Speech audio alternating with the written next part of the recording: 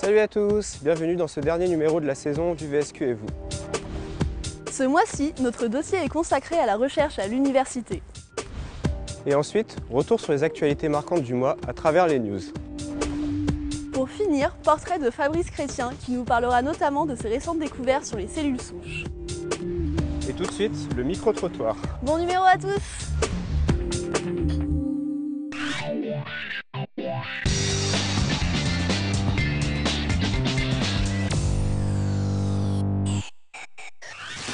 Des recherches universitaires, donc je sais pas, des études en langue, en histoire, les sciences humaines, les maths, la recherche, je sais pas, je sais qu'ici il y a l'université de médecine, donc voilà. Je sais qu'il y a aussi la fac de sciences et de bio, donc peut-être aussi des recherches en rapport avec ça. Un labo d'histoire qui réunit aussi les langues. Je sais qu'il y a des labos en développement durable qui sont sortis il n'y a pas longtemps. En économique et sociale, je sais qu'il y a pas mal de recherches qui ont été faites, entre autres avec Catherine Nomnes. Mais après, sinon, on n'est pas automatiquement au courant de ce qui se passe sur la fac, enfin, en tout cas dans les labos de recherche, quoi.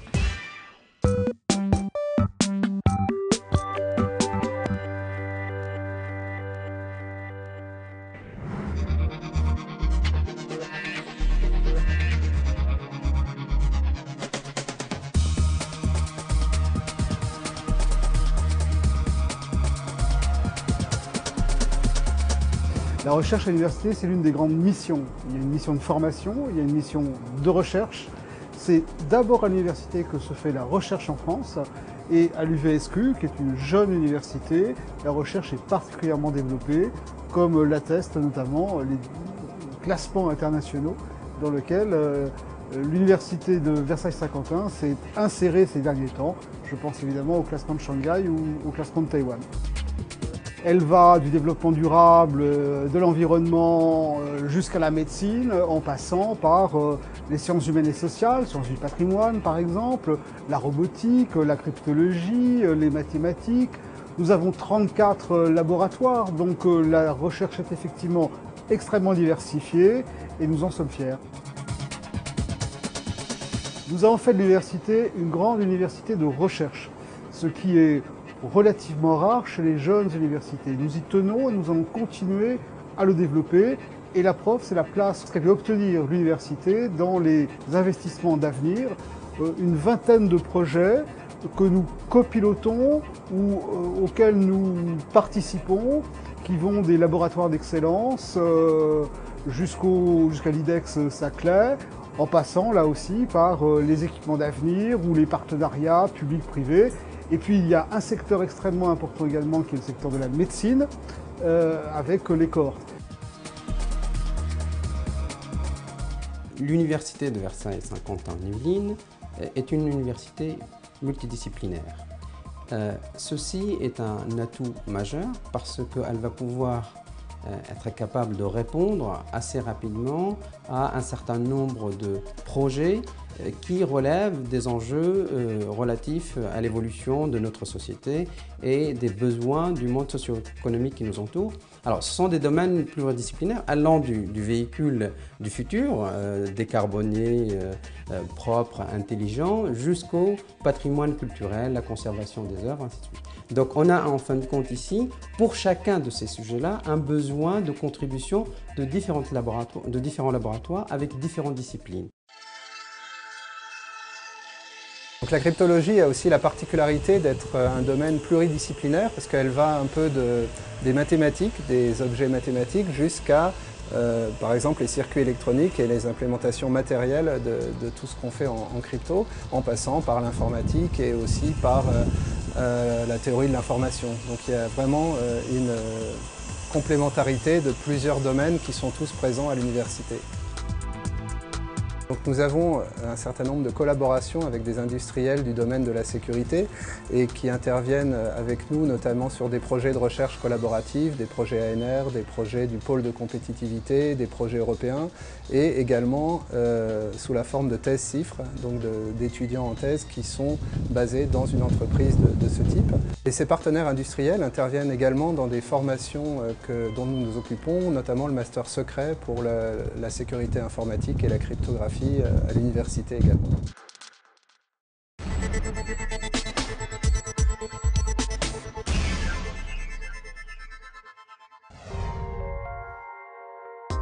l'université organisait cette année encore le séminaire des doctoriales.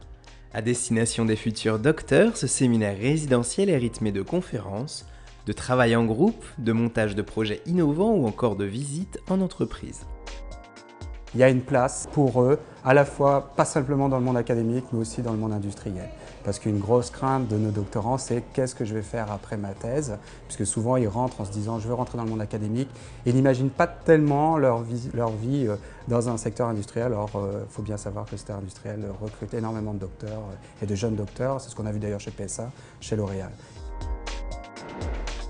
Les 27 et 28 juin dernier, les experts internationaux de la conception et de la simulation numérique haute performance étaient réunis au forum TerraTech. Notre laboratoire Exascale était bien évidemment présent sur ce forum. Le but, c'est de se réunir donc tous les ans pour discuter des dernières avancées du calcul intensif, quelles sont les dernières technologies qui vont être développées, les futures technologies qui vont être développées, comment adapter les applications pour cette technologie.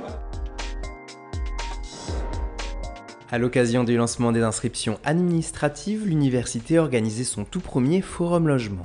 À travers différents stands, les futurs étudiants ont ainsi pu trouver conseils et offres de logement.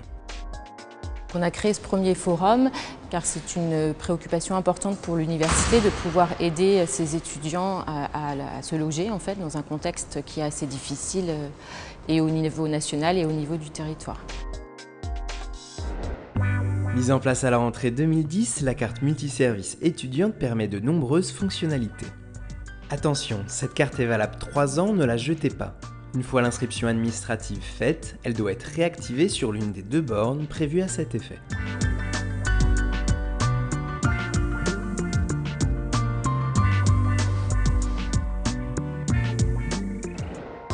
Encadré notamment par les étudiants de STAPS, le centre de loisirs de l'université accueille sur certaines vacances scolaires les enfants des personnels. Cette édition avait pour nouveauté la participation du Comité national olympique et sportif et du CRIT dans un atelier sciences et sports.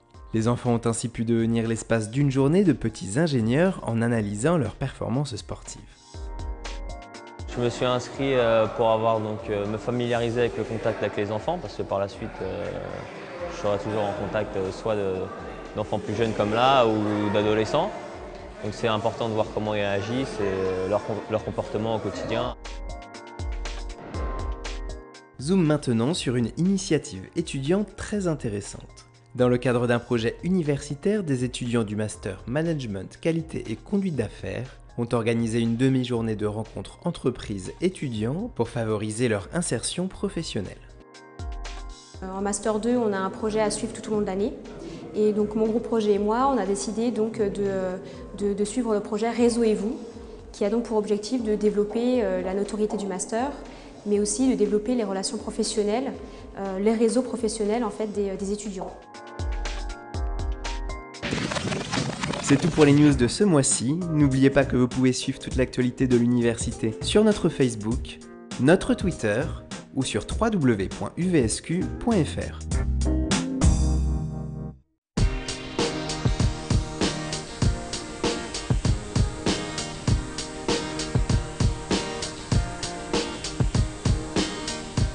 Je m'appelle Fabrice Chrétien, je suis professeur d'histologie à l'université Versailles-Saint-Quentin, je suis neuropathologiste à l'hôpital Raymond Poincaré à Garches et enfin je dirige une unité de recherche ici à l'Institut Pasteur qui s'appelle Histopathologie humaine et modèles animaux. Mon parcours, c'est un parcours à la fois médical et scientifique.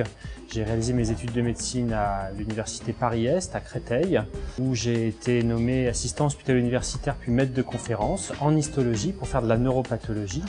Et en parallèle de cette formation médicale, j'ai eu une formation scientifique à Londres, à Paris, et puis mon post-doctorat, je l'ai fait à l'Institut Pasteur. Ce laboratoire est très particulier parce qu'en fait c'est un laboratoire où les chercheurs sont des histologistes, ce sont des histopathologistes et quand on a créé ce laboratoire, on a eu l'idée de faire travailler ensemble des histopathologistes qui étaient de formation médicale et de formation vétérinaire. Alors c'est quelque chose d'assez innovant Et ça nous permet d'être à la pointe sur l'étude des altérations dans les tissus, à la fois chez l'homme et dans les modèles animaux de maladies humaines, puisque de nombreux modèles animaux de différentes maladies humaines ont été développés, en particulier ici l'Institut Pasteur. Dans l'unité, il y a deux thématiques de recherche principales.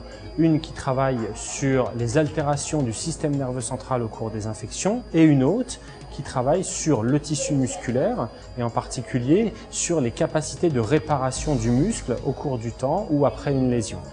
Et donc dans ce cadre, on s'intéresse à une population de cellules qui sont des cellules souches adultes présentes dans le muscle en conditions normales. Et quand tout un chacun fait un exercice un peu important, du sport ou bien après un traumatisme, ces cellules normalement servent à réparer le muscle.